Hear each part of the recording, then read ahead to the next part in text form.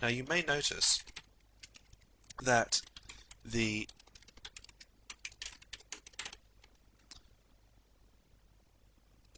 sequence in which the arguments are given under the trigger_error function is the opposite way round from the way that we have to take arguments in this function.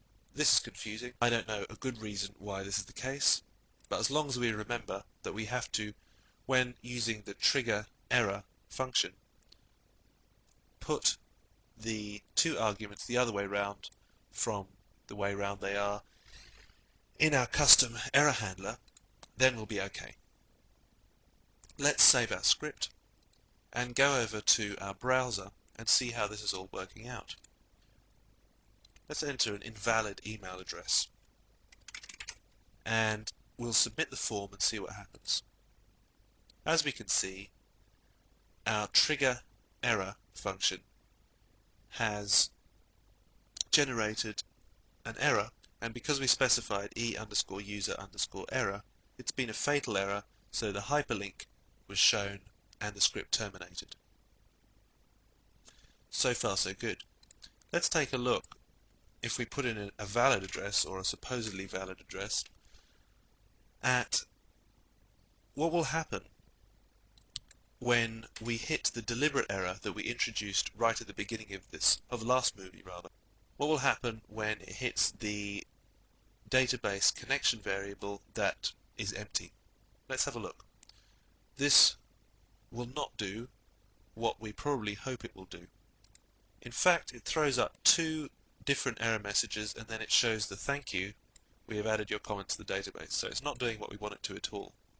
Now this is very useful for us as programmers because we're getting to see the undefined variable error, and we're also getting to see that exactly why that was a problem, that the argument was not a valid connection to MySQL.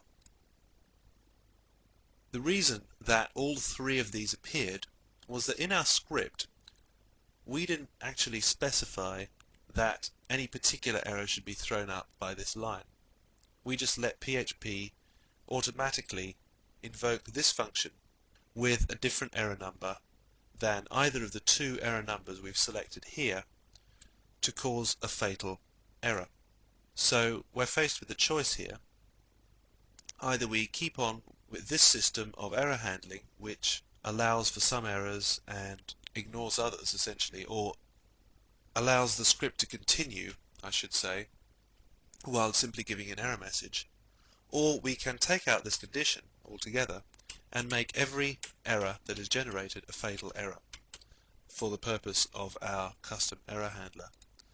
Now this is less useful for us as programmers, but it may well be more useful in terms of stopping the users seeing things that we don't want them to see when an error happens. So if we go back to our browser, resubmit the data, as we can see, since every error is treated as a fatal error because we've left out the condition, the invalid connection variable, the deliberate error that we introduced at the beginning of last movie, has done what we wanted it to do.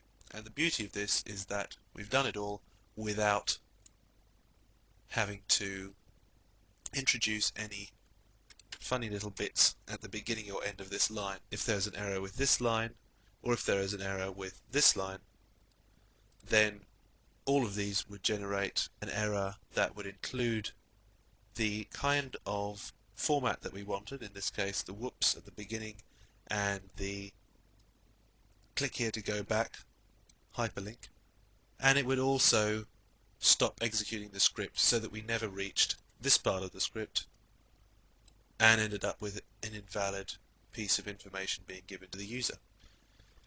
That wraps it up for that chapter, and in our next chapter we're going to be looking at users, authentication, sessions and cookies.